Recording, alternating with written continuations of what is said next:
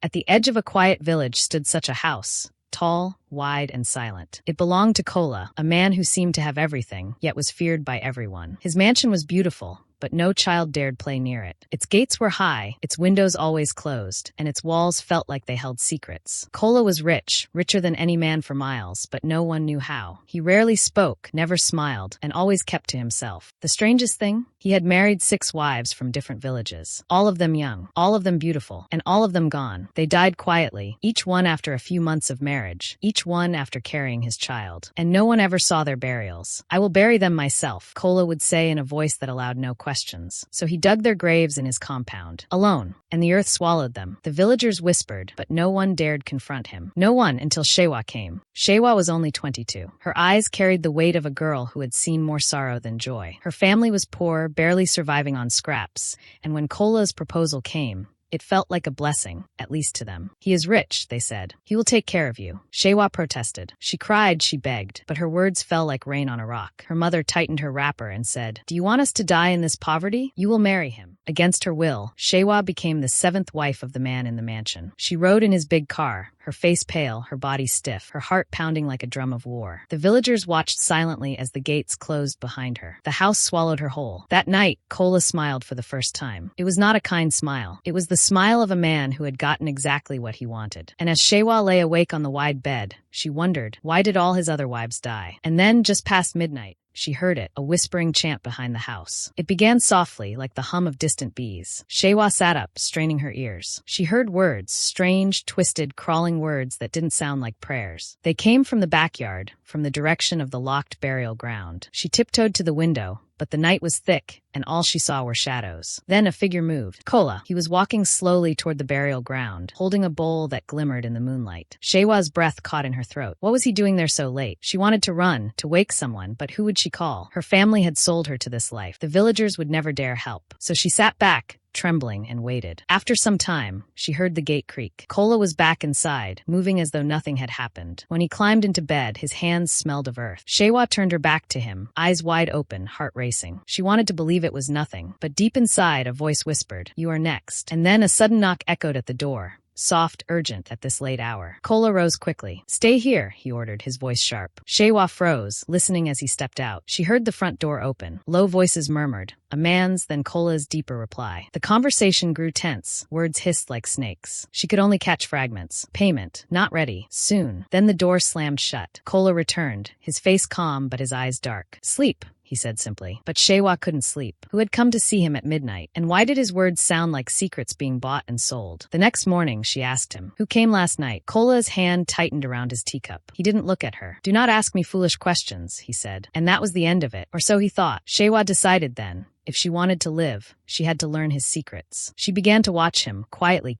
That evening, as the sun bled into the horizon, she saw him unlock the burial ground gate. He carried something in his hand, a knife, and this time, Sewa decided she would follow him. The gate creaked like it hadn't been opened in years, though she knew it had. Sewa crouched behind the tall shrubs, her breath shallow, her fingers digging into the earth. Kola stepped inside the burial ground. The moonlight revealed 7 mounds of soil, 6 with stones marking the graves. 6 wives, 6 children never born. The 7th mound was fresh, unfinished. Her stomach twisted. That was for her. She knew it. Kola knelt by one of the graves and began to chant, his voice low, his words ancient and sharp. He raised the knife and cut his palm, letting blood drip into the soil. Then he whispered something into the ground, as if speaking to someone buried beneath. Sewa felt her knees weaken. Who or what was he talking to? She leaned closer, desperate to hear. And then the soil moved. Not much, but enough to make her stifle a scream. She ran back to the house before he could see her, heart hammering, tears streaming. But now she knew this was no ordinary man, and she had to survive him. But how do you fight a man who speaks to the dead? The mansion no longer felt like a house. It felt alive. The walls seemed to lean in when Sewa walked past, and the floorboards creaked even when she stood still. Sometimes, when Kola left, she swore she heard faint whispers in the empty corridors, like the voices of women crying. She tried to tell herself it was her imagination. But was it? One afternoon,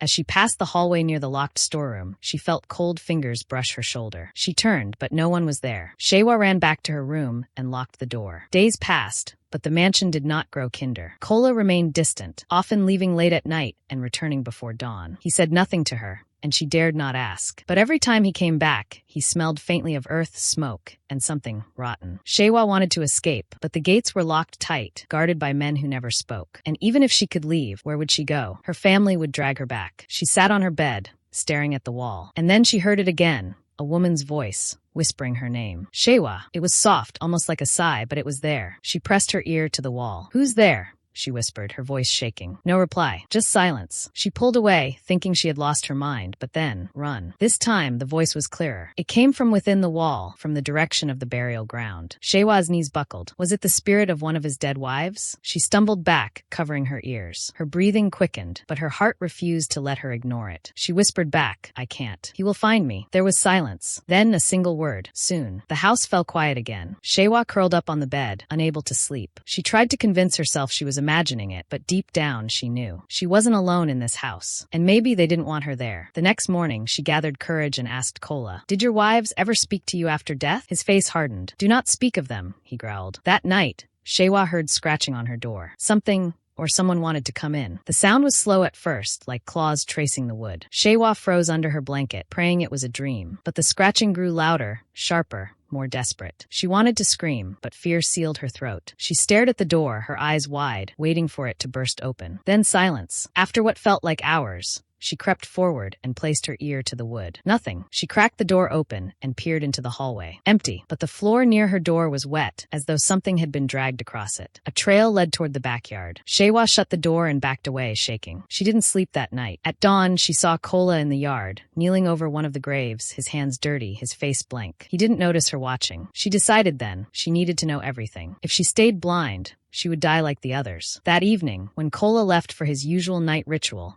Sewa followed him again. This time, she saw the thing that truly fed his wealth. The night was heavy, the air thick with the smell of rain. Sewa crouched behind the same shrubs, her eyes fixed on Kola. He stood at the center of the burial ground, holding a bowl of blood and herbs. His chant was louder now, his words sharper, like commands. Then the soil at the largest grave shifted. At first, just a ripple, then a deep tremor. Sewa clutched her chest to stop herself from crying out. Someone answered him from below. A sound rose from the grave, like a groan mixed with laughter, inhuman and ancient. Kola poured the blood onto the soil, and the earth swallowed it greedily. "Feed me," the voice rumbled, low and terrible. Kola nodded. "Soon," he said. Sewa felt her soul leave her body. He wasn't just speaking to the dead, he was feeding something. Something alive, or worse than alive, under those graves. She ran before he could see her. That night, she dreamed of 7 women, their hands reaching from the soil, their mouths opening wide as if to scream. When she woke up, her belly ached. The baby inside her had started to move. The dreams continued. Every night, the same thing. Women buried in shallow graves, crying her name, reaching for her, begging her to run. But where could she go? Kola was watching her more closely now, his eyes cold and calculating. He touched her belly often, smiling faintly. "My heir," he said,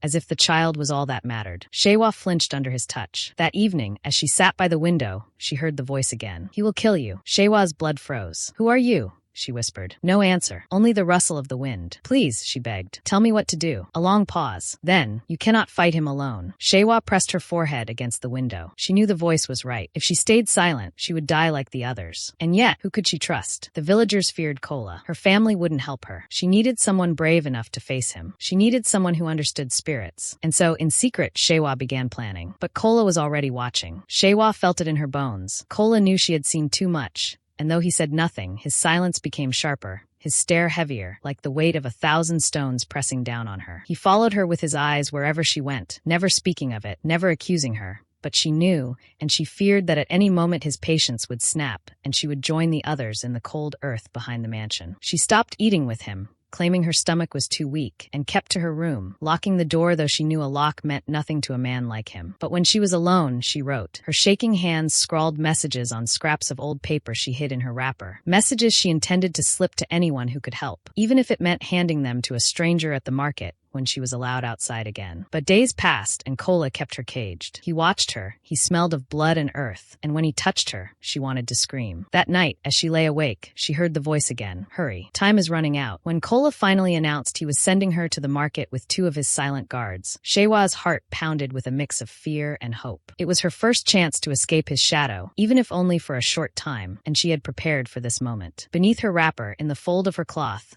She hid a note she had written, one she prayed would reach someone who could help. The market was bustling, full of noise and life, but she felt none of it. All she felt were the eyes of the guards at her back, and the terrible weight of knowing that if she was caught, she would not make it back to the mansion alive. As she pretended to browse vegetables, she saw an old woman selling charms, her face lined like the pages of an ancient book, her eyes knowing. Sewa slipped the note into the woman's basket without a word, her fingers trembling. The woman glanced at her, just once, a faint nod, and said nothing. On the ride home, Sewa kept her face blank, her heart thundering in her chest. But later that night, Kola whispered to her, "Who did you speak to at the market?" The words fell like stones. Sewa froze, her mind spinning, her throat dry. "No one," she managed to say, forcing her voice to stay calm, though her hands trembled beneath the blanket. Kola stared at her for a long, suffocating moment, his eyes dark, unreadable, before he turned away. "Do not forget," he said quietly, his tone like the hiss of a snake. "Everything in this house has ears." He left her there, shaking. She didn't sleep that night. She sat upright, staring at the door, waiting for it to open, waiting for him to drag her into the burial ground. But morning came,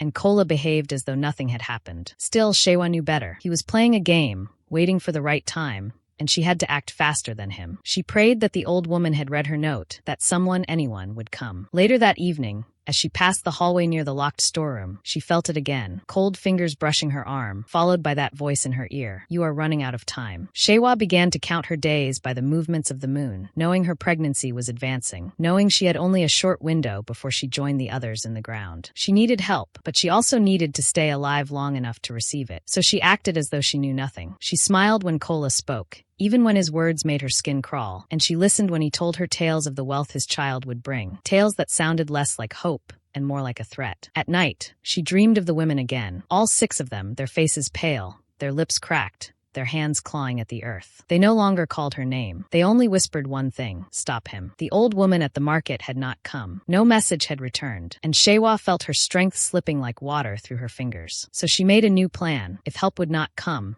she would find a way to confront him herself, even if it killed her. But just as she made up her mind, she heard voices outside the gate. Strange voices. Sewa peeked through the curtain and saw 3 men standing at the gate, their heads bowed, their clothes plain. They looked like travelers, but their stance was too still, too deliberate. Kola came out to meet them, his expression unreadable. They spoke in hushed tones, and though Sewa couldn't hear their words, she felt the heaviness in their voices. One of them handed Kola a small bundle wrapped in black cloth. He opened it and smiled, a smile that chilled her to the core. Whatever it wasn't good. The men left as silently as they came, and Kola returned to the house, hiding the bundle in the storeroom. That night, he was different, calmer, almost cheerful, as if something good was about to happen. Sewa felt her stomach twist with dread. She didn't know what was inside that black cloth, but she knew it was meant for her, for the child in her belly, and for whatever lay beneath those graves. She lay awake, gripping her stomach, and in the silence, the voice returned. Help is coming. But will it come in time? It was just before dawn when Sewa heard a knock at the side gate, soft, deliberate, like someone who knew they weren't supposed to be there. She froze, unsure if it was another trick, but then she saw a shadow pass by her window. A man. He was tall, wrapped in a white cloth with beads hanging from his neck, and his presence filled the air with something heavy and sacred. A priest. Sewa rushed to the window and whispered, "Who are you?" He looked up at her without fear. "The one who received your message," he said calmly. "I know what he has done, and I know how to stop him." Shewa's knees almost gave way. Hope.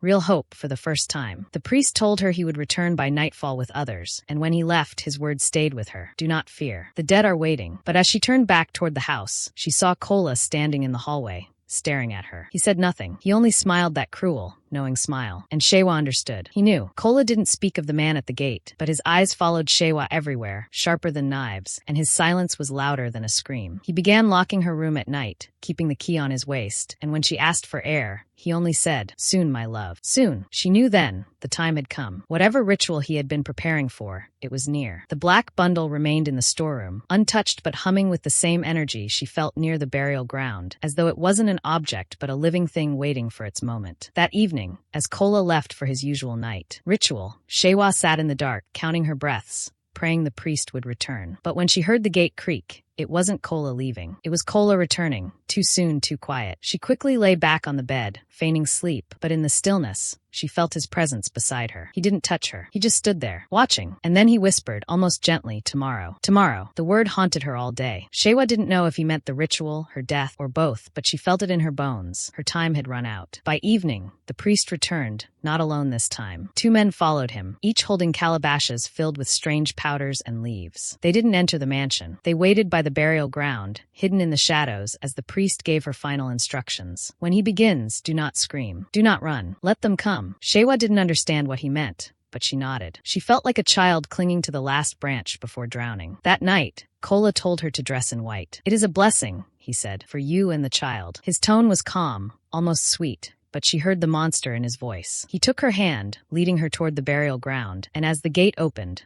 the moon revealed the graves of the 6 women, freshly marked as if waiting for her. The priest's words echoed in her mind. Let them come. The ritual began. Kola's voice was loud now, booming, commanding the earth itself. He poured blood from the black bundle. Sewa saw now that it was the heart of some animal, still beating, onto the soil. He raised his knife high above her belly, chanting words that made the air grow thick and heavy. Sewa felt the ground beneath her tremble. Then a sound erupted, a wail, deep and terrible, like all 6 buried women screaming at once. The earth split, soil flying, and from the graves, pale, thin hands clawed upward, pulling themselves free. Kola stepped back, eyes wide, no longer chanting, his power broken by the fury he had awakened. No, he shouted, dropping the knife, but it was too late. The women he had buried alive were here, their faces sunken, their eyes black with vengeance. They didn't look at Sewa. They didn't look at the priest. They looked only at Kola, and with a sound that shook the night, they lunged. He tried to run, but they dragged him down, fingernails digging, teeth biting, pulling him toward the open grave. The night became chaos. The earth swallowed Kola as the dead wives dragged him down, his screams echoing through the burial ground. But no one, not the priest, not the men, not even Sewa, moved to save him. This was his judgment, his curse come to life, and the spirits he had fed for wealth now feasted on him. The soil closed over his head as his cries grew faint, then silent, leaving only the sound of the wind and the soft sobs of the freed women. One by one, their spirits turned to Sewa. They didn't speak, but in their hollow gazes, she felt their blessing, their sorrow, and their freedom. Then, like smoke, they faded, leaving behind only stillness. Sewa collapsed to the ground, weeping. The priest placed a hand on her shoulder. It is done, he said softly. He cannot harm you anymore. When she returned to her family days later, she carried no wealth, no jewelry, only scars, and the child who had survived. But she also carried the lesson written in her heart. Wealth without conscience is a curse. Marry with wisdom, not desperation.